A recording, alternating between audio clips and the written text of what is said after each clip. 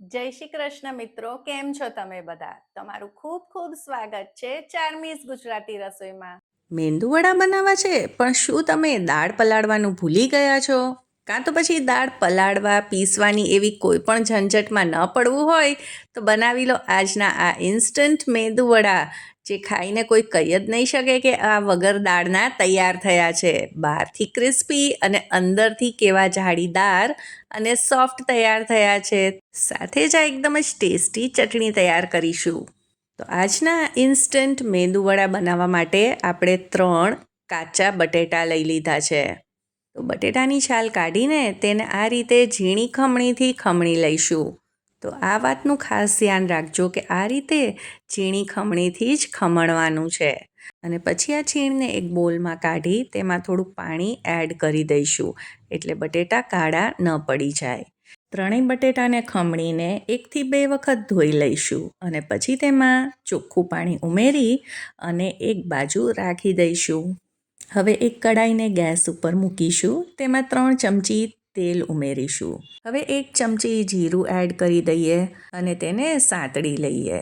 પછી 2 થી 3 મીડિયમ તીખા મરચાં ઝીણા કટ કરીને ઉમેર્યા છે. મીઠા લીમડાના પાનને કટ કરીને ઉમેર્યા છે અને 1 ઇંચ આદુને પણ ગ્રેટ કરીને ઉમેરી દીધું છે.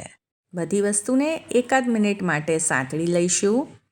હવે માપ માટે ઘરની કોઈ પણ વાટકી લઈ લેવાની છે અને તે વાટકીથી માપીને આમાં પાણી એડ કરવાનું છે.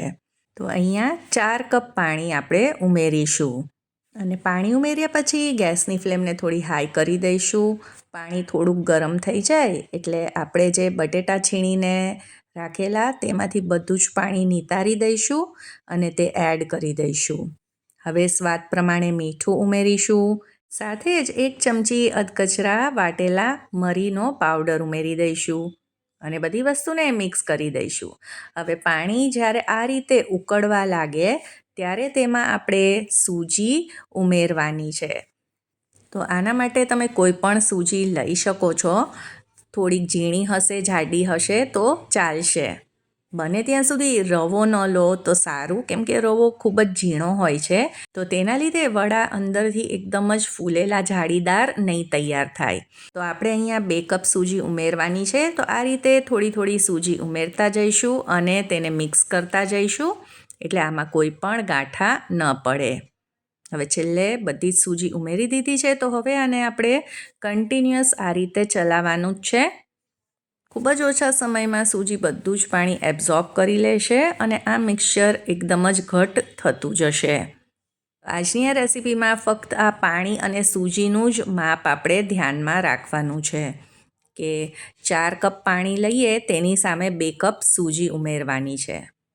મિક્સચર બસ 2 જ મિનિટમાં આ રીતે ઘાટું થઈ ગયું છે, એકસાથે આવી ગયું છે.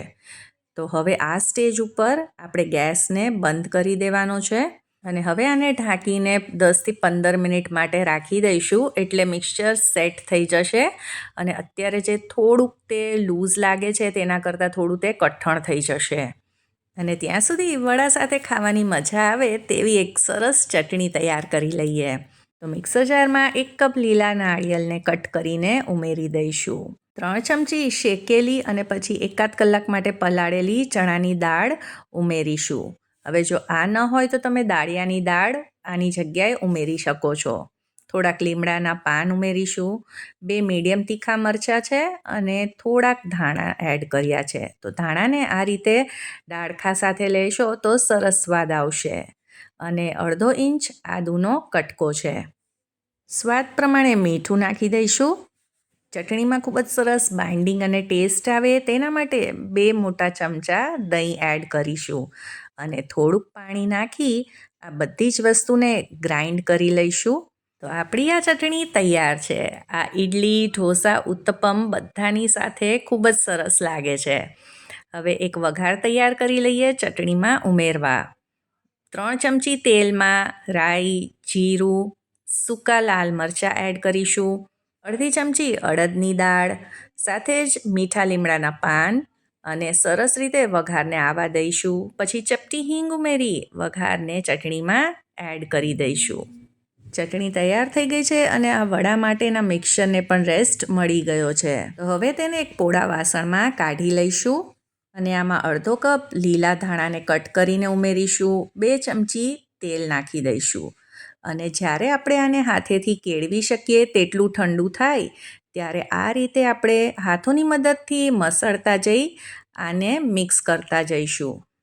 એટલે વડાનું મિક્સર આ રીતે એકદમ જ સ્મૂથ થઈ જશે અને લોટની જેમ ભેગું આવી જશે. તો આવું આ મિક્સચર હોવું જોઈએ.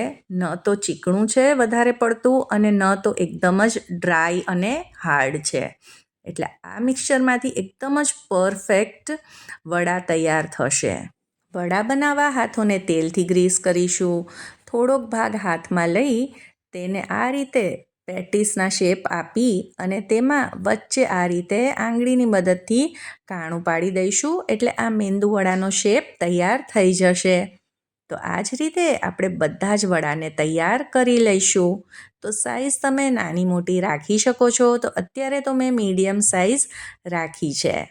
આજના માપમાંથી આ સાઈઝના લગભગ 22થી 25 જેટલા વડા તૈયાર થાય છે. તો હવે આપણે વડાને તળી લઈએ. તો તેલ એકદમ જ સરસ ગરમ થાય પછી તેમાં સમાય તેટલા વડા આપણે ઉમેરવાના છે. તો જોયું ને, કંઈ પણ ઝંઝટ વગરના આ વડા કેટલા ઝડપથી તૈયાર થઈ જાય છે અને તળતી વખતે પણ ન એકબીજાને ચોંટશે કે ન ખીરું આમ તેમ બધે ફેલાશે. તો દેખાવમાં તો બન્યા છે ને એકદમ જ રેગ્યુલર મેંદુવડા જેવા જ આ વડા, અને સાચું કહું તો ટેસ્ટમાં પણ એવા જ છે. એક વખત આ રીતે જરૂરથી ટ્રાય કરજો. આશા કરું છું આજની આ રેસીપી તમને પસંદ આવી હશે અને જો પસંદ આવી હોય તો તેને લાઈક કરજો, તમારા ફ્રેન્ડ્સ અને ફેમિલીમાં શેર અને ચાર્મીઝ ગુજરાતી રસોઈને સબસ્ક્રાઈબ કરી દેજો. જય શ્રી કૃષ્ણ.